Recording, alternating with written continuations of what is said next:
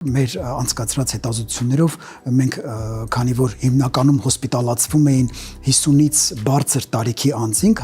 50-ից 75 տարեկան միջակայքում գտնվող տղամարդիկ, այնց նրանց մոտ էր դիտվում հիմնականում բարդությունները, ինչը պայմանավորված էր տեստոստերոնի ցածր մակարդակով, դա պայմանավորված է տրանսմեմբրանային սպիտակուցի ուրեմն պարունակությամբ, որը կարգավորվում է հենց անդրոգեններով։ Ես ուզում եմ նշել, որ COVID-ի ժամանակ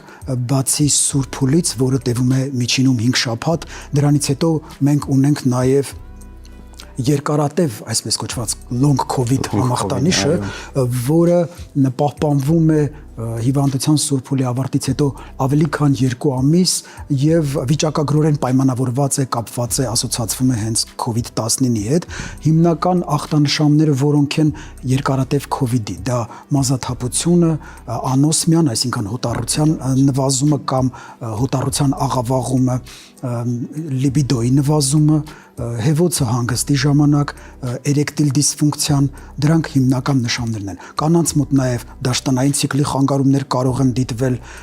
է դիտվել դիսպարեունիա, այսինքն ցավոտ սեռական հարաբերություն կարող է դիտվել կանանց մոտ, ինչպես նաև կանանց մոտ նույնպես կարող ենք ունենալ լիբիդոյի նվազում։ Սա հետ կովիդյան այդ long COVID ասված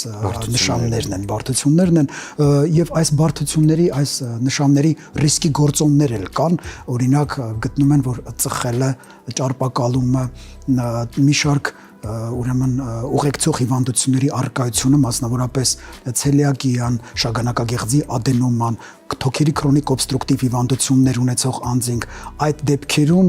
մեծանում է հավանականությունը COVID տանելուց հետո այդ long COVID համախտանիշի նշված ախտանշանների զարգացման համար։